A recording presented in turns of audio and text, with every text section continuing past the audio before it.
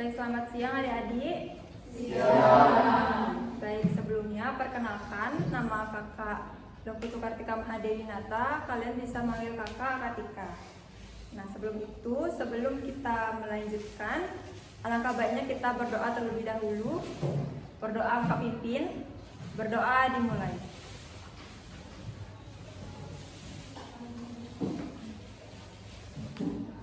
Berdoa selesai. Baik, bagaimana kabar kalian hari ini? Baik. Baik, semua dalam keadaan baik dan sehat juga ya. Baik, di sini kedatangan kakak hari ini untuk memberikan kalian sebuah layanan bimbingan klasikal yang dimana itu akan kakak berikan materi terkait self-efficacy akademik. Sebelum itu, apakah ada yang tidak hadir hari ini? Berapa orang? 3 orang. Baik, apakah kalian sudah siap mengikuti layanan hari ini? Baik. Di sini kakak mulai dari materi yang pertama, yaitu terkait definisi self-efficacy akademik. Untuk itu, apakah kalian ada yang tahu terkait definisi self-efficacy akademik? Ya, silakan.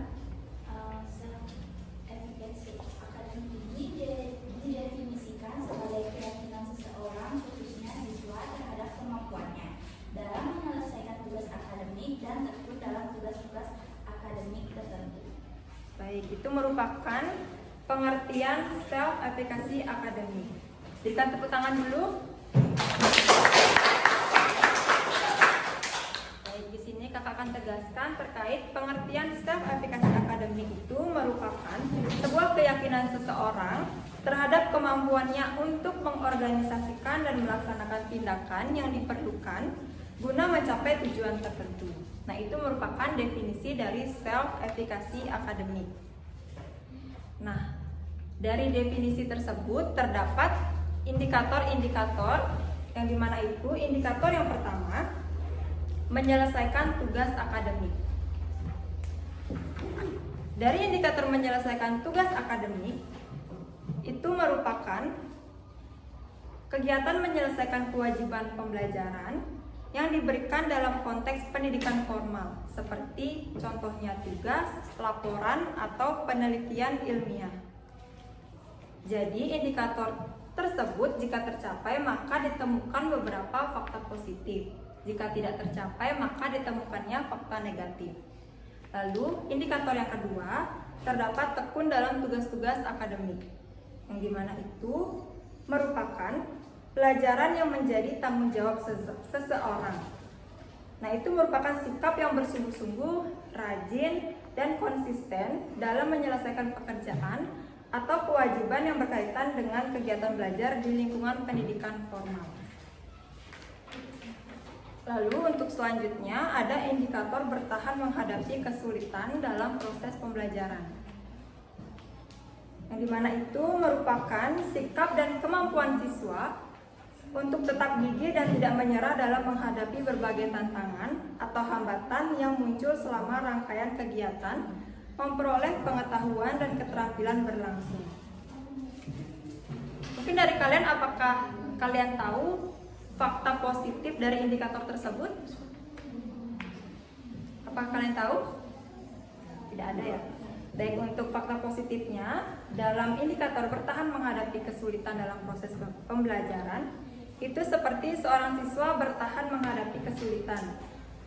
Nah, itu merupakan akan menunjukkan sikap gigih dan juga pantang menyerah ketika menghadapi materi yang sulit atau tugas yang menantang. Baik, itu dari indikator self-efficacy akademik. Untuk selanjutnya, kakak akan menayangkan sebuah video terkait masing-masing indikator.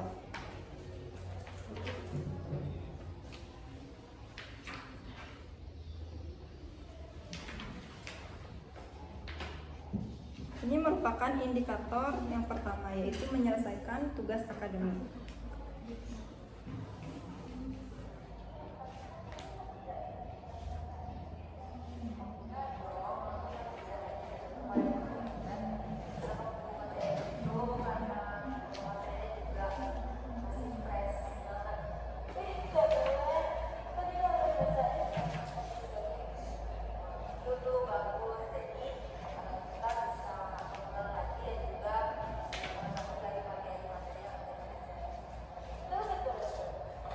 itu merupakan fakta positif.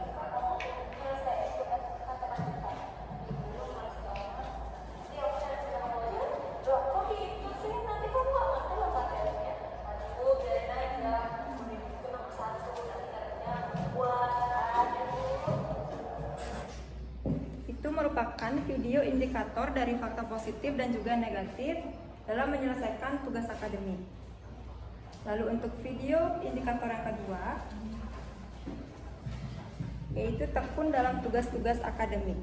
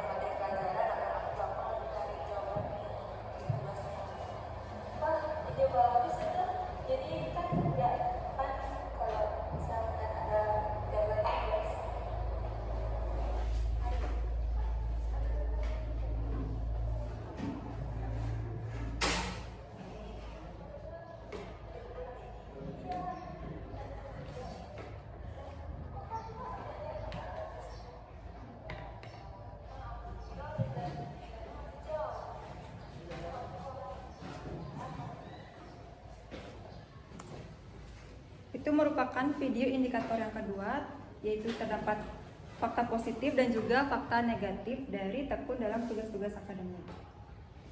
Lalu untuk indikator yang ketiga,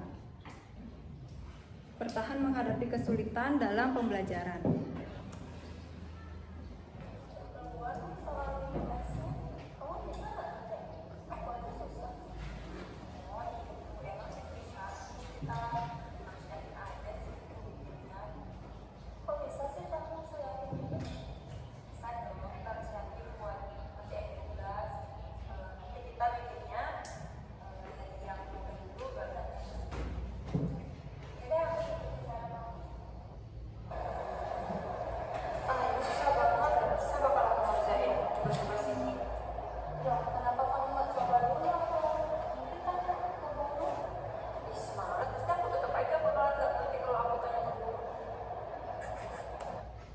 Nah, itu merupakan video-video dari indikator self-efficacy akademik. Baik, mungkin itu saja yang dapat kakak sampaikan pada materi self-efficacy akademik. Di sini apakah ada yang ingin bertanya? Jika tidak, apakah di sini ada yang dapat menyimpulkan dari apa yang sudah kakak sampaikan? Satu orang aja. Jika tidak ada, di sini kakak akan menyimpulkan. Nah, jadi self-efficacy akademik itu merupakan sebuah keyakinan dari dalam diri kita untuk dalam tugas-tugas akademik kita. Jadi kita harus yakin pada diri kita sendiri terhadap tugas-tugas akademik yang ada di proses pembelajaran yang diberikan oleh guru di kelas. Baik, karena tidak ada yang ingin bertanya dan juga saya sudah simpulkan, di sini kakak akan memberikan sebuah kuesioner terkait self-efficacy akademik. Kalian akan mengisi kuesioner self-efficacy akademik.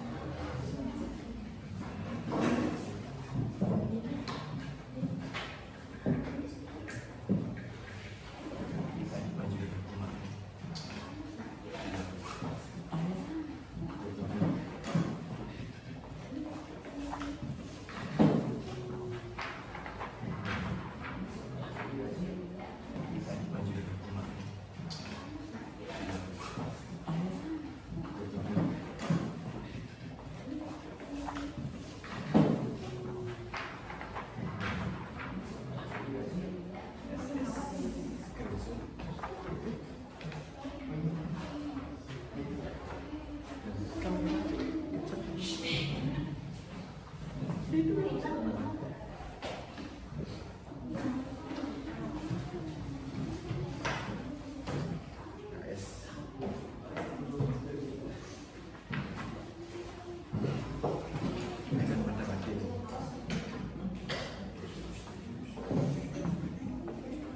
sudah semuanya mendapatkan kuesionernya?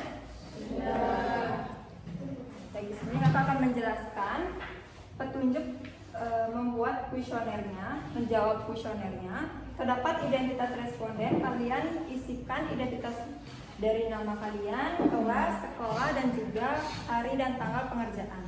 Lalu terdapat petunjuknya dengan kalian mencentang kolom. Lalu ada alternatif jawaban, yaitu ada SS sangat setuju, S setuju, KS kurang setuju, TS tidak setuju, STS sangat tidak setuju. Kalian bisa kerjakan dan kakak kasih waktu 5 menit.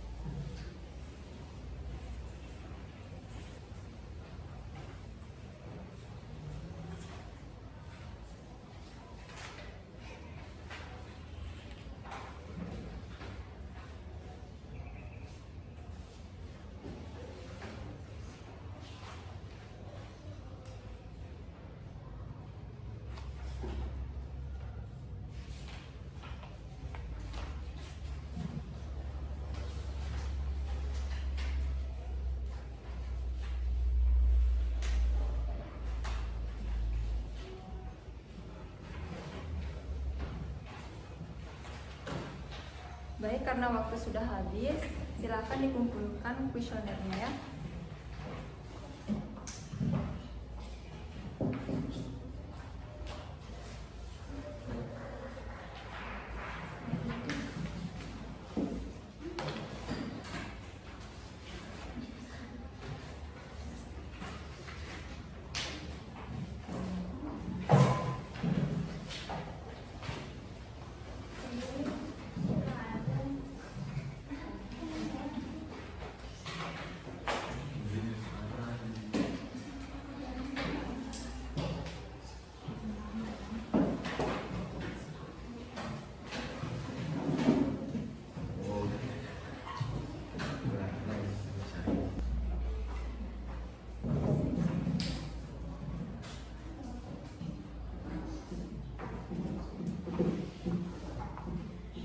baik, karena semua sudah mengumpulkan kuesionernya.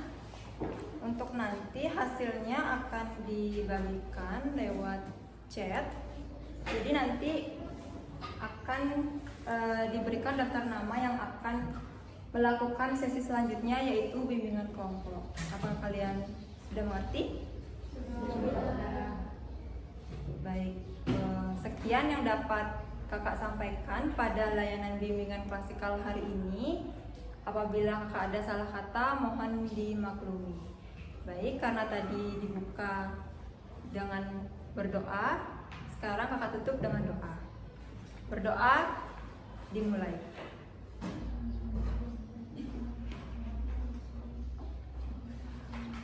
Berdoa selesai. Baik, sekian, terima kasih yang dapat saya sampaikan pada layanan hari ini. Selamat siang adik-adik. Ya. Baik, sebelumnya Om Swastiastu. Om Swastiastu.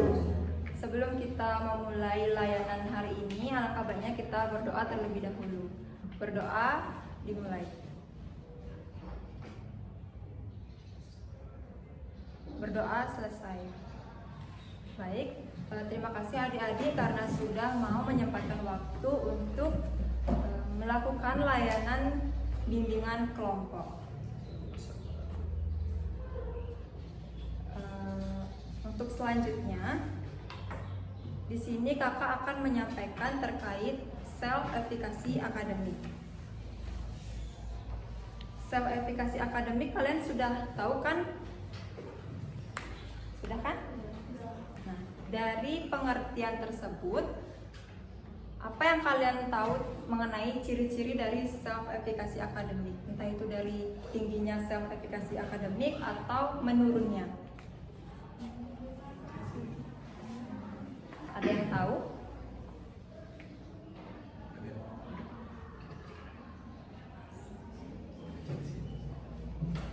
Dari kalian ada yang tahu nggak? Kalau self-efficacy akademik turun itu kayak gimana ciri-cirinya? Ya, silakan. Boleh kalau mau menyebutkan tingginya self-efficacy akademik boleh, apa aja ciri-cirinya atau turunnya juga boleh.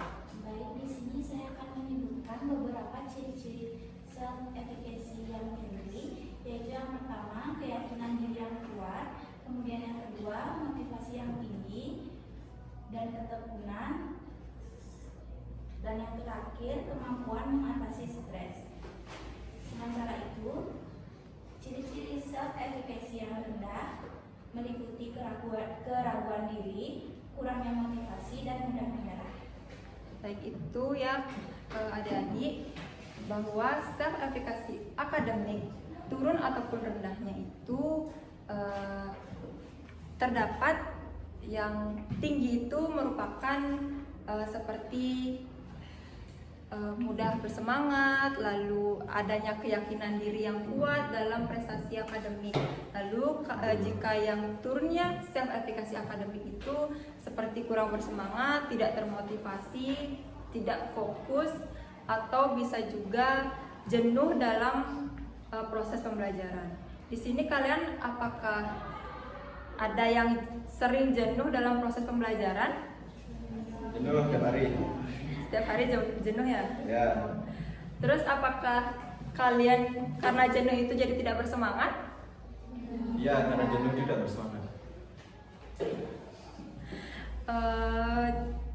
Jika tidak mudah bersemangat itu, apa yang kalian biasanya lakukan?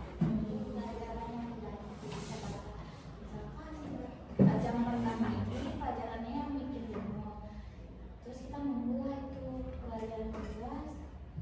Kalau gurunya asik, kita main. Oh, berarti tergantung gurunya. Tergantung dari guru. Tergantung dari guru. Ya, Cara pemberian materinya. Oh, gitu. Berarti dari tergantung guru dan juga materi yang dibawakan oleh gurunya ya. Berarti untuk kan tergantung jenuh, tergantung materi. Itu kira-kira materi apa yang kalian yang dirasa itu sulit atau jadi jenuh? Yang rumit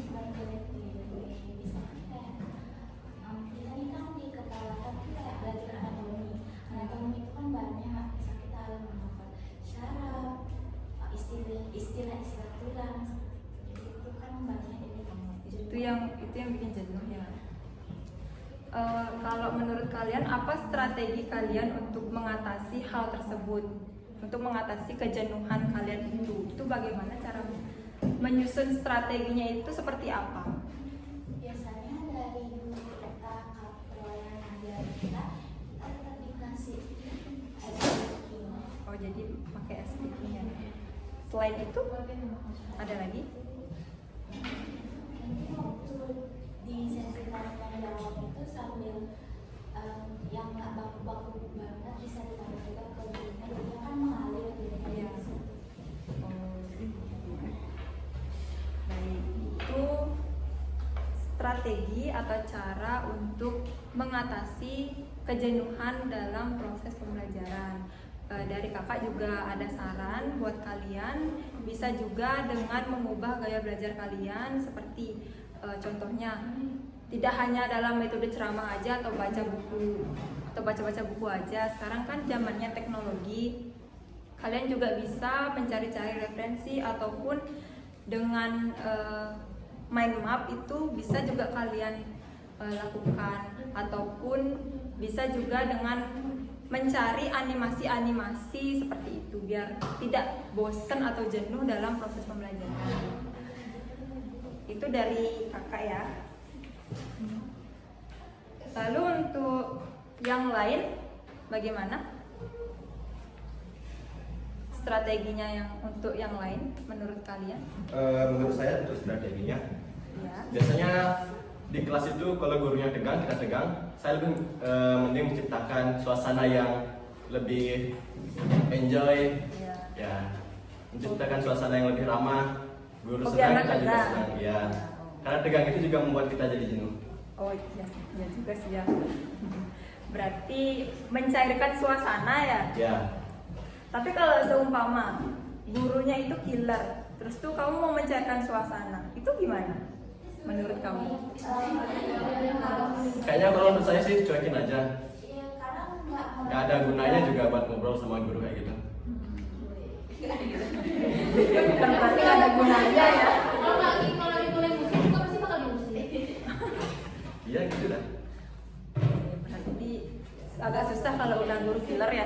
tapi kita sama belajar nggak ada sih skill itu karena dari kapro kita tuh paham lah jenisnya gen.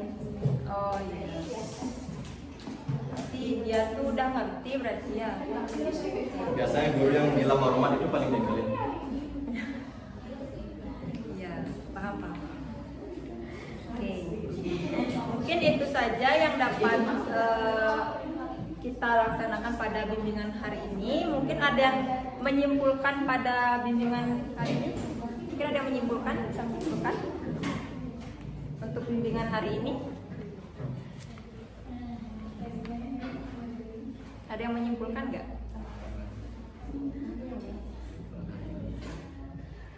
Nggak ada yang bisa menyimpulkan? Oke. Berarti di sini kakak aja yang menyimpulkan ya.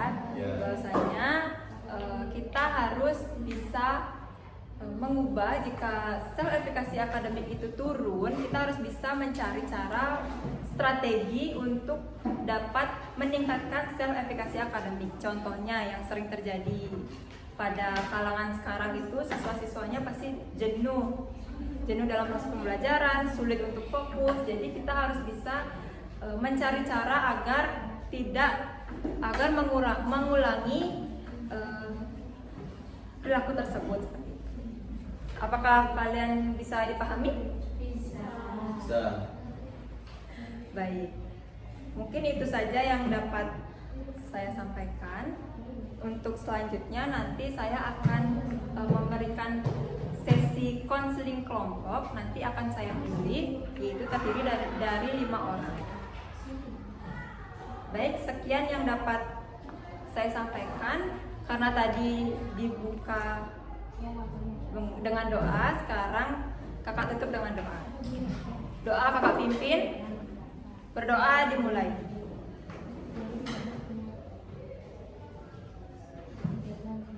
Berdoa selesai. Baik, sekian yang dapat saya sampaikan. Terima kasih untuk waktunya pada adik-adik.